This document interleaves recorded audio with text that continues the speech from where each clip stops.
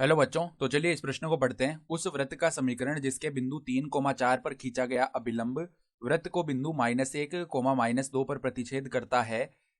यहाँ पर देखो चार विकल्प दिए हुए हैं, तो हमें सही विकल्प का चयन करना है। ठीक है, तो प्रश्न में आगे बढ़ने से पहले इस प्रश्न से संबंधित जो मुख्य अवधारणा है उसकी हम चर्चा कर लेते हैं। तो देखो मुख्य अवधारणा क्या हो जाएगी। हम जानते हैं कि वृत्त का अभिलंब सदैव सदैव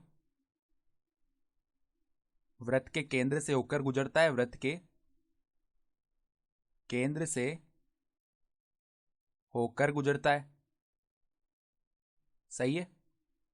फिर देखो हम ये भी जानते हैं, यदि यदि a जिसके निर्देशांक है x1, y1 व b जिसके निर्देशांक है x2, y2। ठीक है, और यहां पर हम क्या बोल रहे हैं, AB व्यास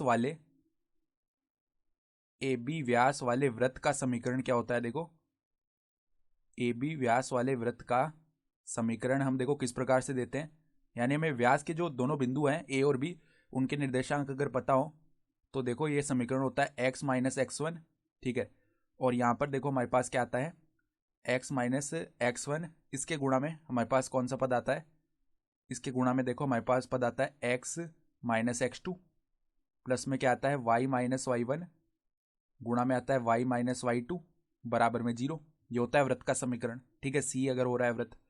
तो अब देखो सवाल में हमें क्या बताया हुआ है कि उस वृत्त का समीकरण याद करना है जिसके बिंदु 3,4 पर खींचा गया अभिलंब। मान लो ये वृत्त है, इसके कोई बिंदु है यहाँ पर 3,4, इस बिंदु से हम अभिलंब खींच रहे हैं तो वो केंद्र से होकर गुजरेगा ना, तो केंद्र से होकर गुजरेगा और वापस इस वृत्त को प्रतिच्छेद करेगा किस पे, -1, -2 पे।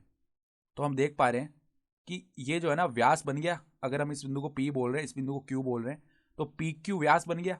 ठीक है, चूंकि ये जो रेखा PQ को आगे बढ़ा रही ना, ये वृत्त के केंद्र से होकर गुजरेगी, तो PQ तो व्यास हो रहा है इसका। ठीक है, तो हमें PQ व्यास वाले वृत्त का समीकरण याद करना है। तो देखो अभिष्ट जो वृत्त का समीकरण है वो क्या आ जाएगा, देखो x माइनस x1 यानी कि x माइनस 3 गुणा में देखो x माइनस x2 यानी कि यहाँ पे -1 है तो प्लस का यहाँ पे 1 लिखा जाएगा, प्लस में देखो y माइनस y1 यानी y माइनस 4 गुणा में y माइनस में क्या आता है, देखो y2 का मान -2 है तो यहाँ पे प्लस का 2 बराबर में 0 आएगा। इसको हल कर लेते हैं थोड़ा, तो यहाँ पे देखो एक्स स्क्वायर प्लस का x और -3x क्या हो जाएगा, माइनस का 2x हो जाएगा। ठीक है, ये पद बन गया और यहाँ पे माइनस का 3 आ जाएगा। फिर देखो प्लस में वाई स्क्वायर, फिर देखो प्लस में 2y माइनस का 4y तो माइनस का 2y आएगा, -8 बराबर में 0।